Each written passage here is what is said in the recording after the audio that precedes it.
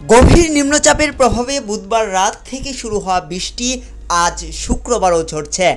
টানা এই বৃষ্টির ফলে রাজধানীর বিভিন্ন এলাকায় জলবদ্ধতা সৃষ্টি হয়েছে।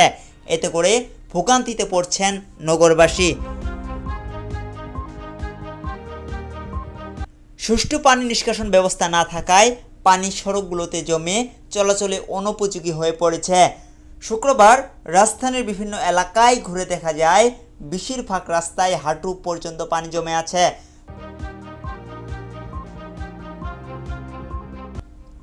ফলে বন্ধ রয়েছে রাস্তার দুপাশের দোকানপাট।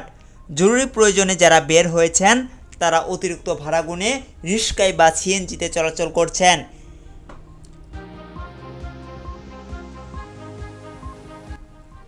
এদিকে জলবদ্ধতা নিরসনে দ্রুত ও কার্যকরী পদক্ষেপ নিতে কন্ট্রোল রুম স্থাপন করেছে ঢাকা উত্তর সিটি কর্পোরেশন।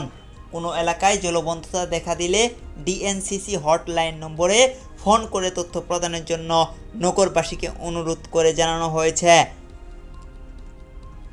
ঢাকা উত্তরের কোনো অঞ্চলে জলবদ্ধতা খবর পাওয়া গেলে দ্রুততার সঙ্গে জলবদ্ধতা নিরসনের ব্যবস্থা নেওয়া হবে বলে জানিয়েছে ডিএনসিসি প্রশাসক মোহাম্মদ এজাজ।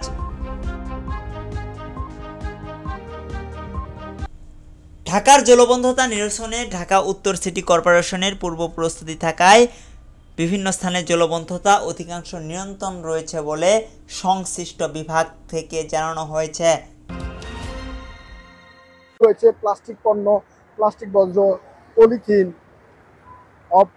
অপচনশীল, মানে এখানে আমরা দেখছি যে অপচনশীল যে পণ্যগুলোর কারণে বিভিন্ন নিষ্কাশনের যেই ব্যবস্থা রয়েছে সে কারণে এই পলিথিনগুলো জমে সেই দুরবস্থা তৈরি হয়েছে। যে আসলে এটা এক ধরনের কৃত্রিম বন্যায় পরিণত হয়েছে, সেই পরিস্থিতি আমরা দেখছি এখনো একই পরিস্থিতিতে রয়েছে এবং সেটি আমরা আপনাদেরকে দেখানোর চেষ্টা করছি। পুরো সড়ক জুড়ে এমন দুরবস্থা, একেবারে যেন বন্যায় যেই বাতাসের সাথে যে ঢেউ তৈরি হয় এমনকি কিন্তু এখানে দেখা যাচ্ছে। যানবাহনগুলো যাওয়ার সাথে সাথে এমন পরিস্থিতি দেখা যাচ্ছে। একটি প্রাইভেট কার আমরা দেখতে পাচ্ছি, তার সাথে কিন্তু আসলে বন্যার পরিস্থিতি তৈরি হচ্ছে।